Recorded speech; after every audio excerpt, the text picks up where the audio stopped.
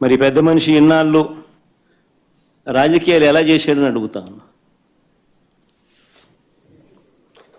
మీటింగులు పెట్టుకోవడము, ప్రజల దగ్గరకు వెళ్ళడము, ప్రజలను చైతన్యవంతులను చేయడము, ఇవన్నీ రాజకీయ పార్టీలకు ఉన్న హక్కులు కావా అని అడుగుతా ఉన్నా. ప్రభుత్వం ఏదైనా అన్యాయం చేసినా, ప్రభుత్వం వల్ల ఏదైనా నష్టం జరిగినా, ప్రభుత్వం ఏదైనా మోసం చేసినా ఆ ప్రభుత్వాన్ని ప్రశ్నించే హక్కు రాజకీయ పార్టీలకు లేదా అని అడుగుతా ఉన్నా.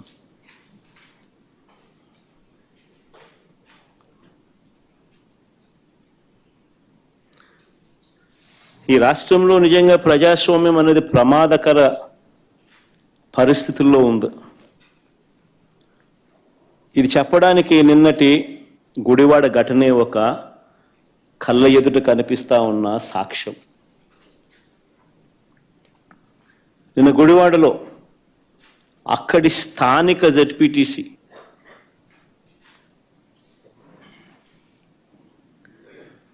కృష్ణా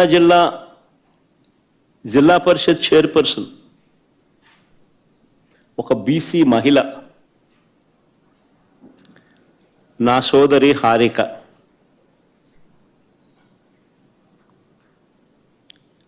ఈ టీడీపీ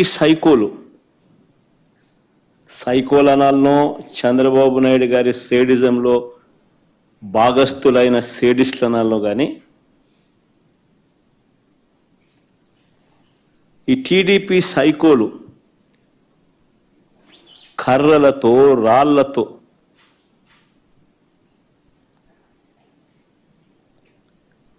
దాడి చేసిన ఘటన.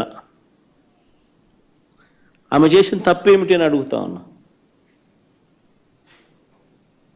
ఆమె చేసిన తప్పేమిటి అని అడుగుతా ఉన్నా. ఎందుకు ఆమె మీద దాడి చేశారు? ఎందుకు దుర్భాషలాడారు?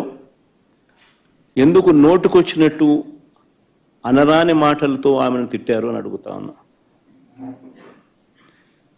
చంద్రబాబు చేసిన మోసాలను నిలదీస్తూ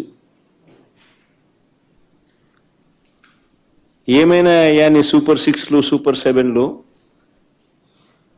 రీకాలింగ్ చంద్రబాబుస్ మేనిఫెస్టో,